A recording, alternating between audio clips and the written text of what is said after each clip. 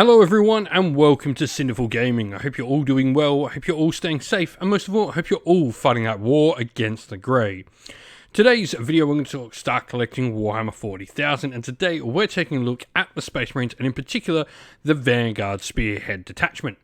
Now in this video we're going to look at the special rule for this particular detachment before having a look at some units we recommend to get started with for this particular faction. We'll then look at some other units we can use to expand upon those first couple of initial purchases, and then finally finish off the video with a little sample army list of 1,000 points for you to have hopefully some inspiration for starting and building up your own force of the Space Marines in Warhammer 40,000 using the Vanguard Spearhead detachment. And so, to begin with, we have Shadow Masters. This is the special rule. Each time a ranged attack targets an Adeptus Astartes unit from your army, unless the attacking model is within 12 inch, subtract 1 from the hit roll, and the target will also gain the benefit of cover against the attack. This is pretty cool. So two-part here. First of all, we're -1 to hit if we're more than 12 inch away from our enemies that are shooting us, which is just a nice defensive buff. And also gaining cover on top of that as well. While cover can be pretty easy to gain in more densely packed battlefields of 10th edition, it's still a worthy thing to have. It does allow us much more options when sort of deploying and moving around the battlefield, not having to worry, about cover if we are that particular distance away from our enemy units. Though you still need to be careful with your positioning and make sure you don't get caught with your feet out in the open. Now, with that said as well, normally this does apply to all the models in your army, and it certainly does this rule, but a lot of the things with the detachment, like the stratagems and the enhancements, will focus primarily on Phobos style units or give you additional benefits when using them on Phobos or Scout style units. Today's video is brought to you by Gap Games, a fantastic retailer in Australia for a variety of different miniature war games. If you'd like to help support the channel, we have an affiliate link where by clicking on and purchasing, you'll help support the channel, but you'll also help support Gap Games, which is a fantastic servant to the community. And so, where to get started with for the Force? I think the Lieutenant in Phobos armor is probably my go-to place. First of all, he's a really cool miniature you can see here. This is the Phobos Captain you'll get inside the Start Collecting Vanguard box set, which will be a great box set to pick up for this army. Doesn't contain all the units in here, but definitely would be a solid place nonetheless if you want a Vanguard Force on the cheap. But we are going to do a few deviations from that box set, and we'll have a video out for that particular box set in the near future as well. But if you don't have or don't want this, you could easily use the Captain in Phobos armor or the Lieutenant in Reaver armor, which we will talk about in a sec, as well as a stand-in with a little bit of converting quite easily from some spare bits from your Infiltrator Incursor kits. Now, the Lieutenant in Phobos armor to begin with. First of all, you're going to have a character that really is pretty dirt cheap on the tabletop, but you're going to have a master crafted scoped bolt carbine or your bolt pistol as well, and you've also got paired combat blades. Now, shooting phase, in your shooting phase, after this model unit has shot and it's not within engagement range of any enemy units, you can make a normal move of up to D6, which is just really solid. Being able to move after you shoot to pull back and make sure your opponent's range is much harder to hit you, or they have to move to get into shooting range or move to get into combat with you, is really beneficial. And tactical precision, this model providing lethal hits to a unit it joins, is nice as well. Now, the first unit we're going to talk about joining this is going to be the Infiltrator Squad. I really like Infiltrators. First of all, as the name might suggest, they get the Infiltrator special rule, and they've got an option of two main sort of upgrades for them, which are either the Helix Gauntlet to give the unit Feel No Pain 6+, which is really solid, or the Infiltrator Comms Array to refund command points on a 5+ when used on this particular unit, which could be cool if you are combining this with your Lieutenant in Phobos armor. Could be a good option. Now, the Infiltrators have Marksman Bolt Carbines, which are heavy weapons, so 2 attacks plus skill 3+, strength 4, no AP, and damage 1. This is pretty cool if they do want to potentially shoot and move away. They can set up, shoot, and then move away. They potentially are going to have movement issues with that, so you've got options on whether you want to place this, but also being able to get lethal hits on their shots is pretty nice. There is another unit you can build out of this kit, and really it is up to you which one of these two units you build first, but we'll talk about the next unit over in the next slide. And so the other kit is the Incursors. These can be built from the same box set as mentioned as the Infiltrators. They have Oculus Bolt Carbines, Assault and Ignores Cover, 2 shots each, strength 4, no AP and damage 1. They've also got paired combat blades as well, which have sustained hits in combat, making them a pretty decent combat threat. Surprisingly, 3 attacks, a weapon skill 3 plus strength 4, no AP but damage 1, but being able to put a decent amount of attacks in, they will surprise people with how much they can actually put out. They're definitely nothing to write home about, but they'll do more than most people will think.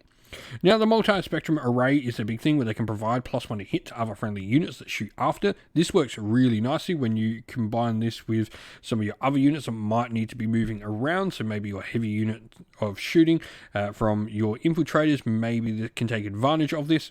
And you've also got the Haywire Mine as well, which can give you some nice mortal wound damage to enemy vehicles, which is pretty cool.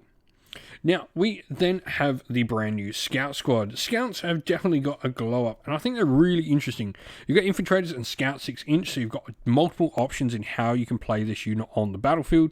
And then you've, of course, also got 3 main weapon loadouts. You can either have combat knives on the unit, this gives you an extra attack over the regular sort of Scouts, and they'll get a regular AP0 bolt pistol. You've got the bolt guns, which are the longest range weapon, and definitely have the sort of more, attacks. Or your shotguns, shorter range, but they are assault. I really like the idea of being able to have the assault weapons and have your scouts moving on the table. Now, you will get a single sniper rifle in each unit, which has precision, heavy, 36-inch shooting range, strength 4, -2 AP and damage 2. And you can also take a heavy weapon of a missile launcher and heavy bolter per every 5 models in the unit as well. Their special rule, Guerrilla Tactics, means they can return to strategic reserves at the end of an enemy turn if they're not within 6 inches of enemy models. This is really nice because they can move into that assault range, potentially running with their shotguns, and then move out as they want to with this particular special rule, which is really, really nice.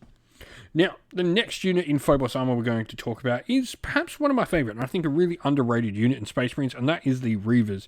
The big thing with Fearsome Assault, where at the start of the fight phase, each enemy unit with engagement range must take a battle shock test, is really cool. Terror Troops as well, while enemy units within 6 inches of this unit, each time they take a battle shock test or leadership test, they have to subtract 1 from the results. This just doubles down on their own ability. They have combat knives with precision, about 4 attacks on them.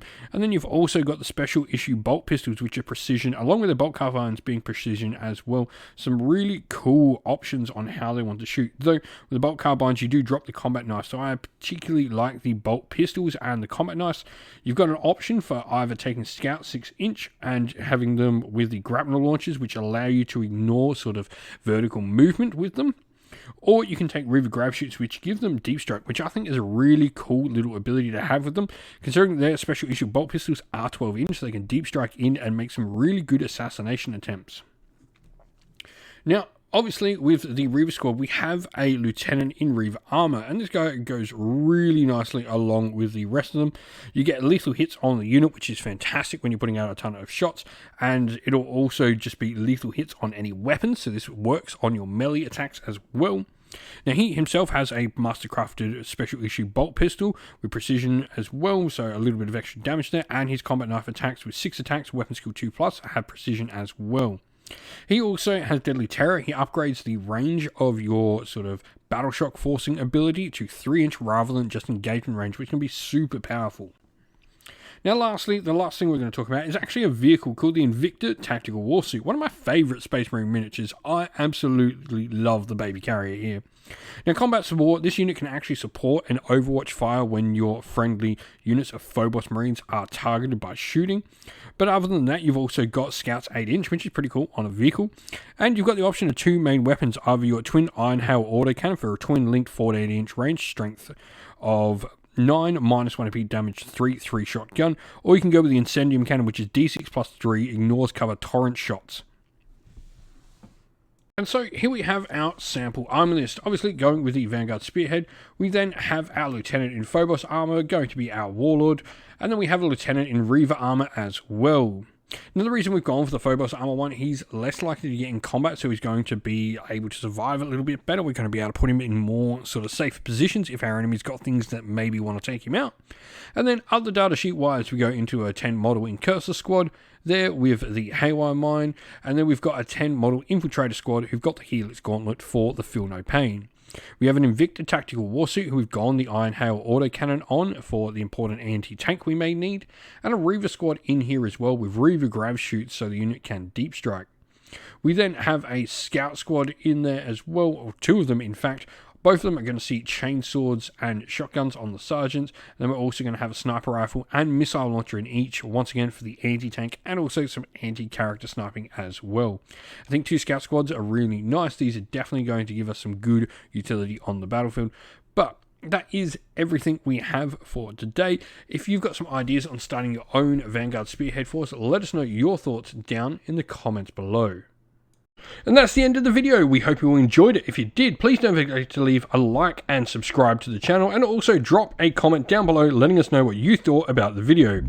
If you'd like to come chat more with me and other members of our fine little community here at Sinful Gaming, we have a Discord server linked down in the video's description. Also linked down in the video's description are the best ways to help support the channel. You can use one of our affiliate links to Gap Games or Element Games if you're in Australia or the United Kingdom, or you can subscribe to our YouTube members or Patreon, or grab some merch from our merch stores on Teespring or Ko-fi. All the best ways to help support the channel. As a special thanks to all our Patreon and YouTube members, we'd like to give them all a shout out. So thank you to our Patrons: Broken Chef, Andy C, Grimskull, Colorblind Magic, Benjamin Swallows, James Cater, Mark Harvey, Domir, Average Wargamer, JJ Austrian, Cure Dynamic, Andrew Bowen, Outer and Shot First, Kenny Lowell, and Soren. And to our YouTube members: Green Roots Gaming, Ronya, Lock Lorick, the Johnny84, Broken Chef, Ariana Edwards, Monty's Tabletop Terrain, James Tillman, Disco, John Castle, and Gargamel196. Thank you all once again for watching. Like, subscribe, comment down below. Stay safe everyone, stay well, and most of all, keep fighting that war against the grey. Ciao for now.